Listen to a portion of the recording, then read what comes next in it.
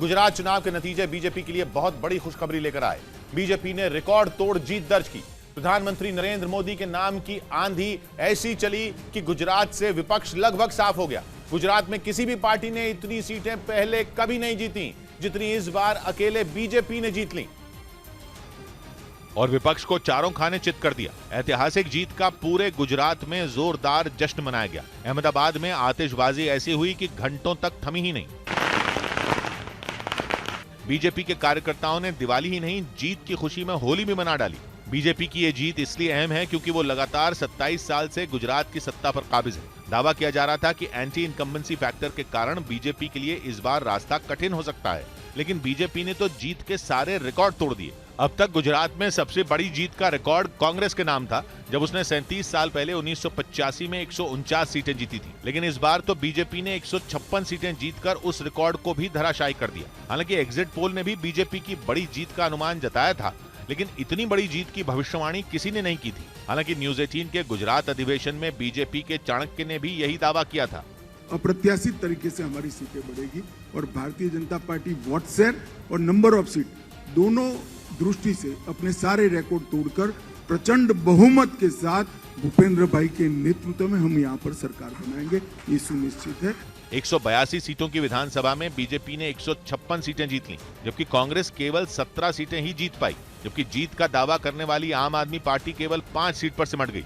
लेकिन बीजेपी की इस जीत का सबसे बड़ा फैक्टर मोदी मैजिक को माना जा रहा है। प्रधानमंत्री नरेंद्र मोदी ने बीजेपी को जीत दिलाने के लिए ताबड़तोड़ रैलियां की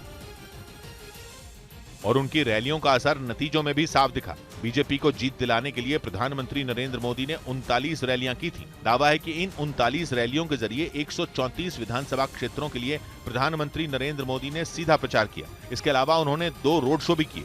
रोड शो के जरिए प्रधानमंत्री ने 50 किलोमीटर लंबा सफर तय किया। उनके रोड शो को देखने के लिए लोगों में गजब का जोश देखा गया था। पहली बार गुजरात के चुनाव में त्रिकोणीय मुकाबले का दावा किया जा रहा था, लेकिन बीजेपी का वोट प्रतिशत कम होने के बजाय बढ़ गया। बीजेपी को 2017 के चुनाव में करीब 49% वोट मिले थे, लेकिन इस बार बीजेपी को गुजरात में करीब 53% वोट मिल गए। कांग्रेस को 2017 के चुनाव में 41% वोट मिले थे, लेकिन इस बार कांग्रेस केवल 27% पर सिमट गई। जबकि पहली बार गुजरात में ताकत झोंकने वाली आम आदमी पार्टी ने करीब 13% वोट लिए। यानी अगर विपक्ष की सभी पार्टियों के वोट जोड़ लिए जाएं, तब भी बीजेपी एक बड़े अंतर से आगे निकल गई। बीजेपी की बंपर जीत के साथ यह भी तय हो गया कि गुजरात के सीएम एक बार फिर भूपेंद्र पटेल ही होंगे, जिसका ऐलान करने में बीजेपी ने जरा भी देर नहीं की। गुजरात की नई सरकार का शपथ ग्रहण सोमवार 12 दिसंबर को होगा। गांधीनगर में होने वाले शपथ ग्रहण में प्रधानमंत्री नरेंद्र मोदी और गृह मंत्री अमित शाह भी शामिल होंगे। मुख्यमंत्री की शपथ विधि का समारोह 12 दिसंबर को 2 बजे गांधीनगर विधानसभा के पीछे एलिफेंट ग्राउंड पर होगा।